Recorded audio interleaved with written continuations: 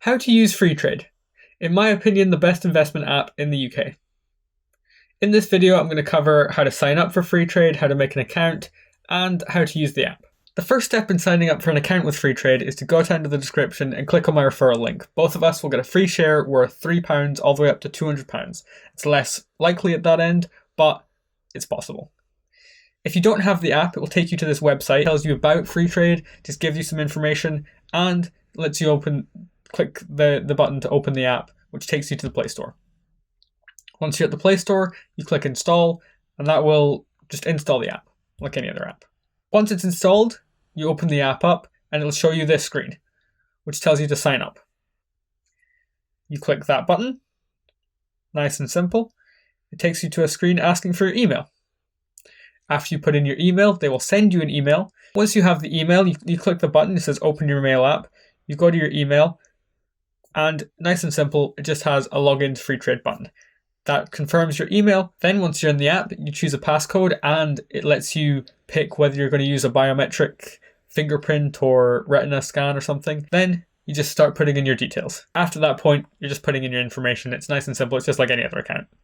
Also, while you're making an account, you need to be aware that at one point there will be a form called a W8BEN form. It's just a US tax form. You probably won't even notice that you're filling it out. I didn't notice that I'd filled it out until I saw a thing that said you need to fill out this form, and I had to go searching, where is this form that I have to fill out? Because they made it so simple. Here's a picture of the form on screen. It's literally just 5 buttons to confirm that you aren't a US citizen or paying US taxes, and they have to think about that with dividends and with US companies. When we get into actually using the app, you will see there are 5 main screens: the portfolio screen, the insight screen, the discover screen, the activity screen, and the account screen. And we're going to run through all of these different things and show where you'll find different pieces of information about your account or different options in the app.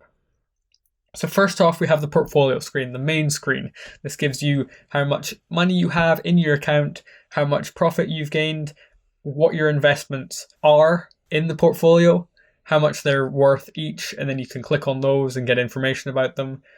Right up at the top of the portfolio screen though, where we'll start off, we have the account page. This shows which Freetrade user, like what number Freetrade user you are, which number of customer you are. Pretty cool. I like it. I'm user number 110,000. I'm not sure what point we'll be at now, probably hundreds of thousands of users. It gives you your address and account information. It gives you options on whether to upgrade your account or to get an ISA or to get a Freetrade Plus account. And you have your help and support options here. You have your support chat, your FAQs. The support chat is fantastic in Freetrade because you get a line directly into the support team. So your issue is going to be handled. It's not just some sort of third-party company in Pakistan or something, not to pick on support companies in Pakistan, but it's not some other company that is handling the support and they've taught them the support. It is the actual team and in the actual Freetrade office. So you will get to somebody, you'll get to a person who will handle your query. I've never had an issue with support. I've had issues with Freetrade where I wasn't understanding something or that something needed changed, or if I needed money moved between accounts. They always handle it super quickly. They reply really quickly and they get it done. They're very helpful. So let's go back out onto the portfolio screen now, and we can scroll down and we can see that we have our funds, as I mentioned before. We have our portfolio. You can have stocks in there, you can have bonds, you can have anything. Let's click on one of these and show what it shows in that page. So as you can see, you have the price right at the top. You have what it has changed in the last 30 days or in however long the period is that you're looking at. You can change this graph to a year, a month, 7 days. It's interesting, especially with like a pandemic, like last year in 2020 with the crash.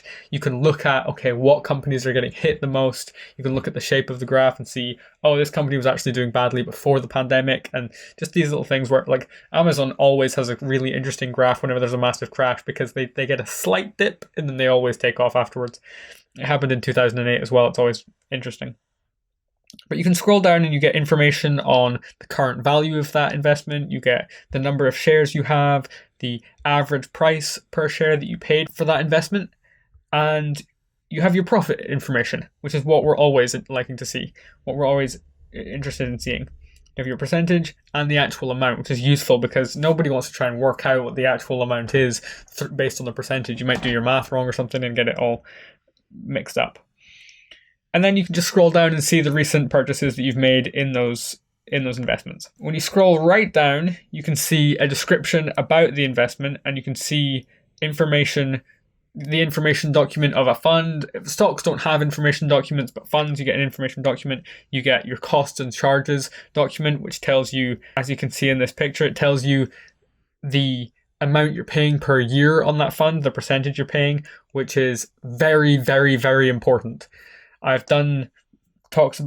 spoken about it before in a couple of videos ago, but the difference in ongoing charges between 1% and 0.1% are huge. If you could get a fund with a cheap price, that can make six-figure differences 50 years down the road. That can make $150,000 of a difference down the road. It's a huge, huge, huge important thing that not enough people focus on. And it is apparently, Vanguard has done lots of studies, apparently the most consistent predictor of how well a fund will do is its cost, its expense ratio.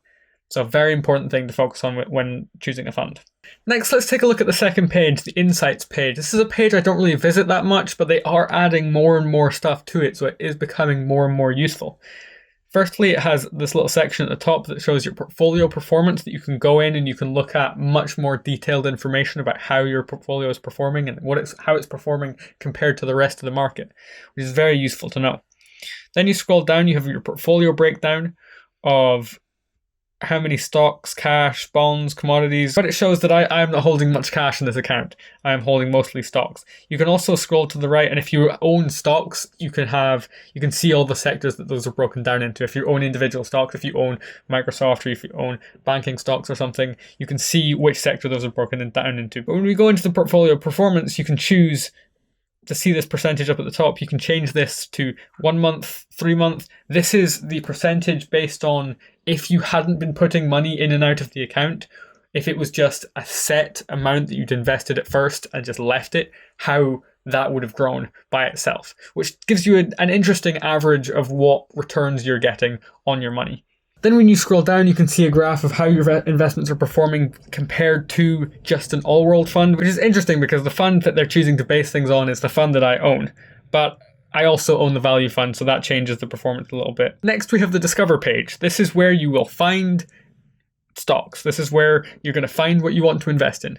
They show everything that is newly added because they add stocks sometimes every week, sometimes once a month. They're adding stocks constantly because they're a growing platform. They tell you what's coming soon that's not here yet, but soon on the horizon.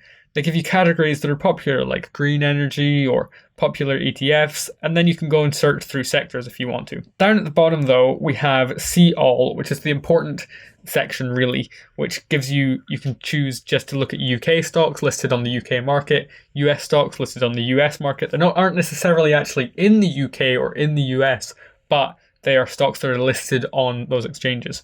Then we have stock ETFs, the most important section for us, the section where we're looking for our diversified investments that we might want to make some decisions still, choosing which region we want to invest in, or if you want to invest in clean energy or if you want to invest in robotics or something.